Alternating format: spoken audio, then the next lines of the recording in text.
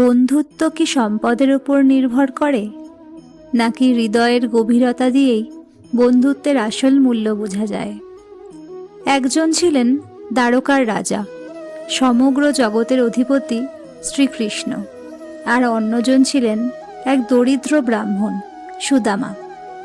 না ছিল তার কাছে ধনসম্পদ, না ছিল দেওয়ার মতো কোনো মূল্যবান উপহার, তবুও তাদের বন্ধুত্ব আজও অমর।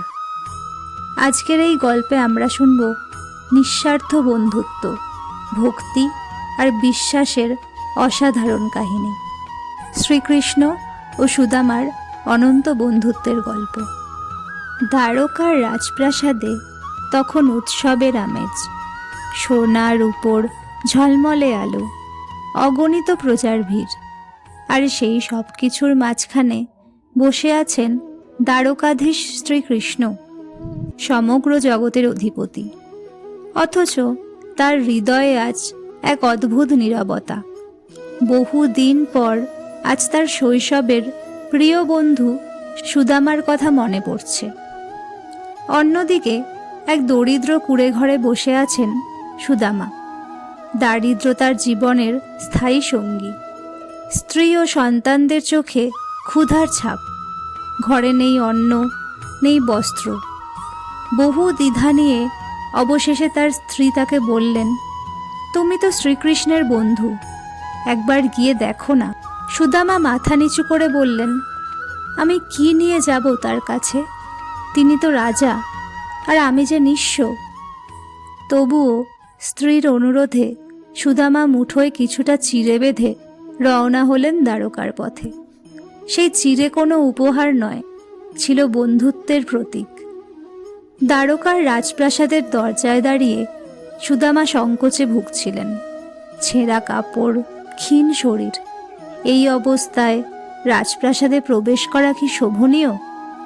কিন্তু প্রহরীরা যখন শ্রীকৃষ্ণকে জানালেন, তিনি নিজে ছুটে এলেন দরজায়। সুদামাকে দেখে শ্রীকৃষ্ণের চোখ ভরে উঠল আনন্দে।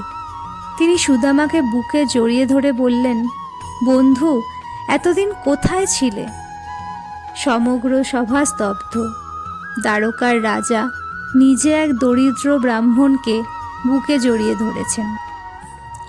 শ্রীকৃষ্ণ নিজ হাতে সুদামার পা ধুইয়ে দিলেন, তাকে সিংহাসনে বসালেন।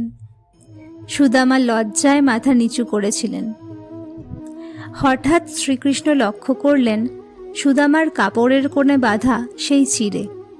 হাসি মুখে বললেন, বন্ধু, আমার জন্য কি এনেছ? লজ্জায় কাঁপতে কাঁপতে সুদামা বললেন, দরিদ্রের উপহার, চিড়ে মাত্র। কৃষ্ণ আনন্দে সেই চিড়ে খেতে শুরু করলেন। রুক্মিণী দেবী অবাক হয়ে বললেন, প্রভু, এই সামান্য চিড়ে? কৃষ্ণ মৃদু হেসে বললেন, ভক্তির সাথে দেওয়া এক মুঠো চিড়েও অমূল্য। সুদামা কোনো সাহায্য চাননি, তিনি শুধু বন্ধুর সাথে সময় কাটিয়ে বিদায় নিলেন। ফেরার পথে তার মনে হচ্ছিল, আমি কিছুই পেলাম না। কিন্তু বাড়ি ফিরে তিনি যা দেখলেন তা তার চোখে জল এনে দিল। সেই ভাঙা কুঁড়ে ঘরের জায়গায় দাঁড়িয়ে আছে এক সমৃদ্ধ গৃহ। স্ত্রীর চোখে আনন্দের অশ্রু, সন্তানদের মুখে হাসি। শ্রীকৃষ্ণ তাকে সব দিয়েছেন, কিন্তু তার অহংকার না ভেঙে, তার মুখে চাওয়া শব্দটুকুও না শুনে। শ্রীকৃষ্ণ ও সুদামার বন্ধুত্ব আজও আমাদের মনে করিয়ে দেয়, যেখানে ভালোবাসা আছে সেখানে অভাব টিকে থাকতে পারে না। এই ছিল শ্রীকৃষ্ণ ও সুদামার বন্ধুত্বের অমর গল্প, যেখানে সম্পদের কোনো মূল্য নেই, মূল্য আছে শুধু ভালোবাসা, ভক্তি আর বিশ্বাসের। এই গল্প আমাদের শেখায়, যখন হৃদয় নিঃস্বার্থ হয়, তখন ঈশ্বর নিজেই জীবনের সব অভাব পূরণ করে দেন।